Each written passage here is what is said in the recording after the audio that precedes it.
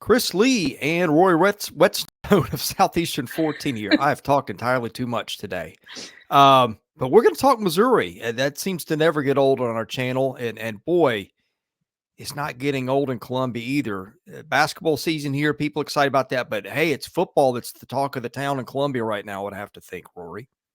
Oh, yeah, the focus is completely on football right now, especially with that big win against Tennessee. There was some fear heading into this weekend. Their whole motto this season is something to prove, and that's what everybody was looking at. I mean, if you look at their last two matchups, not including this one, Tennessee has outscored them by a total of 80 plus points. But they kind of showed who's boss this weekend and just crushed Tennessee.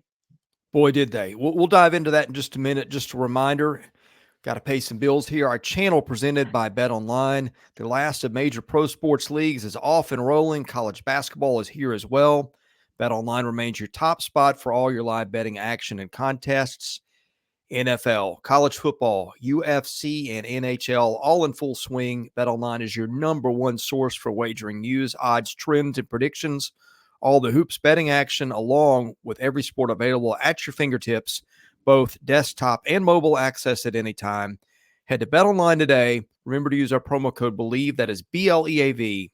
Get 50% off your welcome bonus on your first deposit. BetOnline, where the game starts.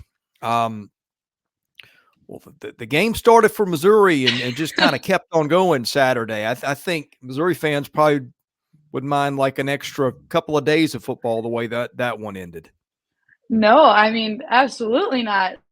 They started off with that huge play down to Cody Schrader, and he was just huge all game. But then there was, some concern there. Brady Cook threw an interception there, but they were able to stop Tennessee, which I think was huge. That was a big momentum changer of the game there. And I mean, I can't speak enough about Cody Schrader and his performance. And he had a huge heads up play at the end of the second quarter to put Mizzou on top there. With that turnover and just getting down and stopping the clock so that Harrison Mevis could get out there and kick a field goal to give the Tigers the lead there. And then, I mean, he just exploded. So it's hard to believe that was a 7-3 game about 25 minutes in. Yeah. 20 minutes in, I guess. Yeah. Yeah. It looked, I mean, I'm sitting out there on that Rock M Hill getting a little nervous, not really knowing the direction of the game there. And then second half, I mean, they just turned it on. Looking at some things, they had 200 plus rushing yards and 5 yards per play is the most Tennessee has allowed since November of 2021. And if you're looking at that exact month as well, it's the Tigers held the Volunteers to 83 rushing yards, which is the fewest Missouri has held a team since November of 2021. Wow. So, I mean, it was just a complete game on both sides of the football for them. The Cody Schrader performance was unbelievable. I mean, 321 yards from scrimmage. I don't think anybody saw that coming. No, absolutely not. And, I've said it like 5 times already, but he exploded. And he's the only player in SEC history with 200 plus rushing yards and 100 plus receiving yards. I mean, he and Brady Cook were just electric. Yeah. How do you evaluate Brady Cook? Go ahead. Sorry. Go ahead. Well, the fear too was that Luther Burden was questionable, and everybody was like, well, if he's not full health, then Tennessee's going to come in and stomp on you. And he wasn't full health. You could see that as the game progressed. But, when you have a player like Cody Schrader who's able to make up for that, you still have Theo Weiss, Mookie Cooper, that they're able to make plays as well. And then Luther Burden eventually did have a touchdown at the end of the game, but it wasn't even necessary at that point. Yeah, I think that's what was amazing. I don't think that under any circumstance I saw the game being that lopsided. But if you tell me that Luther Burden is less than 5% of their total offense, I'm just thinking there's no way. Yeah. No, I completely agree with that. That's what everybody thought. But I think they were able to show this weekend that they're a dominant team even without him and are able to prove that, I think if you look at some poll rankings, I still think Missouri's a little underrated, but I mean, that's kind of a common theme of this team. We did a live show on our SEC Daily today. We were trying to do the playoff rankings. I put Missouri at 10. That's what I would agree with. Yeah. I completely agree with that there. I mean, I think the question is, what do they do with a two-loss Penn State, two-loss Ole Miss, do they just say, hey, there's stronger teams than Missouri? But I think Missouri's resume is as good or better than either of them. Ole Miss might be a little close, depending on who you like better with some of the wins. But yeah, No, I agree with that. I think, looking back on it, it's hard because I think that LSU game could have gone either way. I mean, being there, it seemed Mhm. like Missouri had the chance. I mean, if you look at a few things with the Georgia game, they were able to hold them for a while. I mean, I've still got PTSD from the last 2 years of that game. So, I mean, Yeah. yeah, for this team to be at 8-2, though, is still incredibly impressive. What was the mood in the stadium and on campus like after the game? It got a little chippy at the end. I think, Missouri remembered how that one ended last year. I mean, Yeah. that had to just be one of the more meaningful wins at Fro Field in a while, given the backdrop of this one. Oh, yeah. I mean, it was electric here. It was, a very hyped day leading up to it as well. Everybody was outside. I mean, there were a decent amount of volunteer fans here as well. But I would say the first half it was a little more quiet here, but second half they really turned on the Jets, and I mean, it was loud here. The whole MIZZOU chants you could hear them, I'm sure, from miles away. Cody Schrader ran up into the student section at one point at the very end of the game. I mean, everybody is just full train behind this football team, which you couldn't really see last year, but now everybody's behind them. I think the other big surprise, I think you alluded to this earlier, was holding Tennessee down under 100 yards rushing, under 4 yards a carry. That was not something that I would have predicted coming in either. I don't think most people would have. What did you see as the key there? I just think their defense has finally, kind of locked in. That was the whole talk heading into the season, that there were a lot of offensive questions. People really didn't know what Brady Cook was going to look like. But everybody was like, they'll be fine. They'll do decently because they've got a lockdown defense. And I really didn't think you saw that for most of the season up until about these last 3 weeks. And I think the defense has just turned on the gears. You've got Ennis Rakestraw back as well, and they're playing complete there. Florida coming up. The Gators have been Yes. up and down. Gosh, let's see. The last couple games. I'm going to look at this so I don't have to do it from memory. Lost LSU. Jaden Daniels gained about 9,000 yards in that one. When did he not? I know the Arkansas game didn't see. I mean, Florida's in a little bit of a tailspin, but this is a team that has done this at times and come up with better things. I mean, Missouri hasn't had a win like that in a while. I mean, I say that Kansas State was a pretty big win. Yes, that one. And just to refresh my memory, the next week in that one was Memphis on a neutral field. Played pretty Mhm. well. So I guess Missouri's got a little bit of a history coming off emotional games, both that went their way and that didn't. LSU being the one that didn't. So I Yeah. feel like that's kind of been a strength of this team is they've stayed even keeled this year in a league where not many teams have.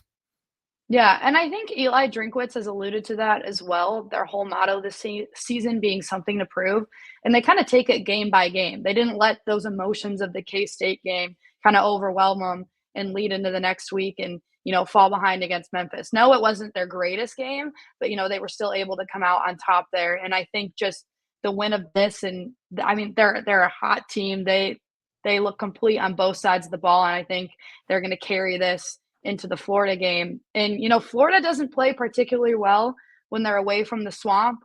So I Yeah. think being here at Faroe, it's going to go in Mizzou's favor. What else did you see as keys last Saturday that we haven't really unpacked yet? I think, it's all Brady Cook too. I sometimes I Mhm. feel like he's not getting enough credit there. I mean, he was bashed on at the beginning of the season, even when Mizzou was winning. And Drinkwitz kind of came out and said, "You need to get behind your quarterback. He wants to be here. He wants to play here." I mean, and he has just had an incredible season. I mean, I had my own personal doubts about him after last year. I was one of the people being like, "All right, what if we threw Sam Horn in there for a little bit?" But I mean, he's completely shut me down on that end. I regret ever even putting that out there. So I think Brady Cook also deserves a lot of credit, and I think he'll continue to have success next week against Florida. And I mean, I know Jaden Daniels is a character of his own. I mean, he's going to be a Heisman candidate. He's on another level. He was able to exploit Florida's rush defense last week, and I think Brady Cook can kind of do the same thing. He was able to Yeah. convert on a ton of third downs this week against Tennessee, which kind of has been a Missouri struggle all year. So I think, you could also be looking for a breakout game for him against Florida.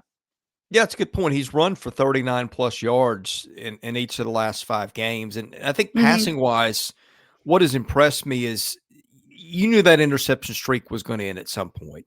He has 2 against LSU, 1, those were both big in the outcome of the game. And look, he's not been on fire since. He's thrown what? All 6 of his interceptions have been from that LSU game on, and he's only thrown, 7 touchdown passes since. So maybe you can argue that it's, water found its own level here. But here's the thing. They beat Kentucky. They beat South Carolina.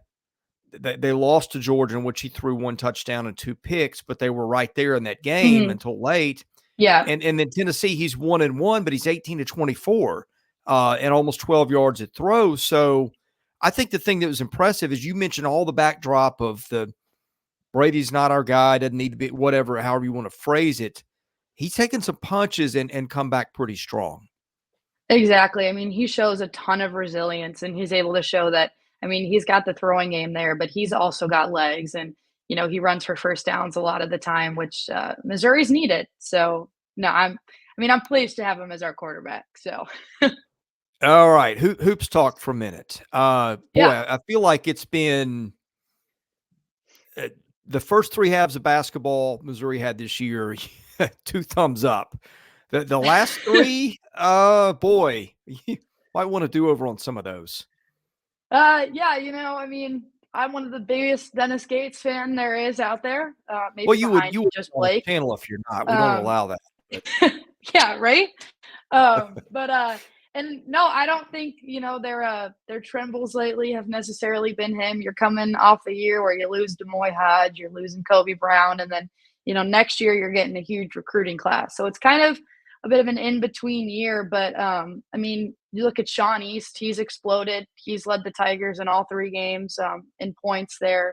So no, I mean, I was at that Memphis game. That one hurt just a bit. They had a huge lead, weren't really letting Memphis get some boards for a while there, weren't letting them score. And I mean, second half, it kind of just wheels fell off the bus, and Memphis had complete control of that game. But last night it looked better. First half, not so hot, but second half, I mean, their defense just muffled SIUE, which was good to see. Yeah, I'm interested. It feels like as long as Dennis is there. I mean, no, look, maybe he gets 4 or 5 years in, and they're getting, the whole starting lineup of 4 and 5 stars. It looks different, but it feels like for the near future, their bread is going to be buttered with that offensive system. Now, my question about them is, do they have the top of the mill scores like they had last year with Hodge and Brown? I'm not sure that I look at this roster and see that, but what are your thoughts there? No, I think you bring up a good point of concern there. What stuck out to me in their game the other day was when they were down about 12, you didn't have somebody like Kobe Brown or Demoy Hodge to be those momentum changers. You didn't have that 3-point shooter like Hodge to kind of bring you in, and you didn't have Kobe kind of crashing the lane there and grabbing some boards, which was kind of an issue. No, they didn't have Connor Vanover. He comes back this week off that 3-game suspension. So, that height will add a little bit of help, but I do think there is a bit of an offensive struggle there. Any idea how Vanover coming back is going to change their rotation? Off the top of my head, not exactly. John Tanjay got his first start last night, so that threw the starting lineup for a bit of a loop as well. I think Nick Honor is going to be a consistent starter there. I think you could see Noah Carter starting as well, but I think for a bit, it's kind of going to be a changing starting lineup there to kind of see what works the best. And also Dennis Gates has done a lot better job of, getting multiple players in for the game. Last year, you didn't see that as much, but I think yesterday 11 players touched the court, which you didn't really see last year. All right, Rory, any parting thoughts, anything we didn't get to on football, basketball, yeah, heck, even baseball if you got it. I got nothing on baseball quite yet, but I'll keep. Oh, actually, I take that back. Ty Wilmsmeyer made some pretty slashing quotes against Missouri the other day when their Yeah, opponents were announced. So he's a transfer going over to Arkansas, so he had his yeah, own thoughts about it. But I mean, he's not wrong. Missouri needs to feed some more money into their baseball program, but we'll yeah. see how this season goes. Well, we'll see how they reset with a new coach. That's goodness, Yes, that as we're well. 3 That months as well. off, and it'll be here. But my experience is it'll be here before you know it, because Thanksgiving to Christmas that just eats up a season, and then once you get past New Hmm. Year's, you're looking at basketball, and bang, baseball's here before you know it, mid-February. So It's right there.